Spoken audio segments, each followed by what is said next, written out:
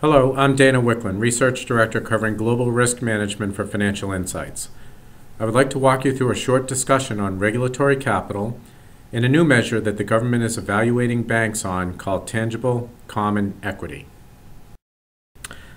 Regulatory capital, defined within a banking context, is equity capital that is available to cover losses or unexpected decreases in asset values.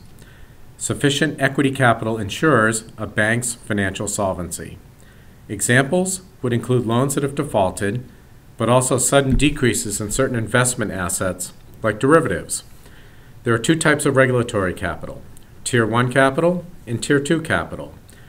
Tier 1 capital is the aggregate of shareholder equity, retained earnings, and goodwill, less accumulated losses, all of which is divided by risk-weighted assets.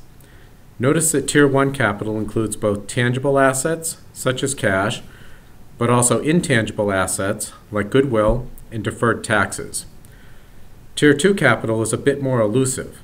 It includes reserves for valuation events, as well as securities that a bank has issued, some with subordinated positions, making them less liquid in the event of a financial emergency.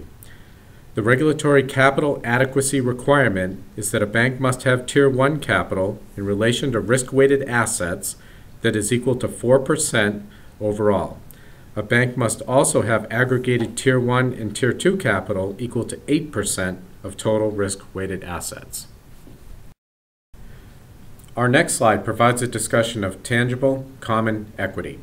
TCE is a function of two things: tangible assets and tangible common equity. Tangible assets are total assets less intangible items less goodwill. Tangible common equity is total shareholder equity less preferred stock less intangible assets less goodwill. The tangible common equity ratio is tangible common equity divided by tangible assets. Essentially, what equity is readily available to cover risk events that are tangible within the bank's business model. Our last slide shows the decision tree that the Treasury is pursuing with banking institutions. Assessments of tangible common equity are being completed. Banks with TCE ratios above 3% present a lower level of solvency concern.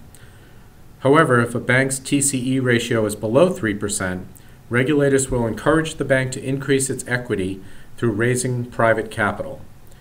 If private capital is not available, the bank will then be eligible for the Treasury's Capital Assistance Plan, a government capital infusion to bolster the bank's equity position. If further capitalization is warranted, the government would consider making a securities investment in the form of preferred stock in the bank. That most likely would later be converted to common equity. Well, this was a brief overview of some regulatory capital and TCE concepts. We will be hearing much more about this from the Treasury and regulators over the months to come. What do you think? Please feel free to leave your comments or contact me directly.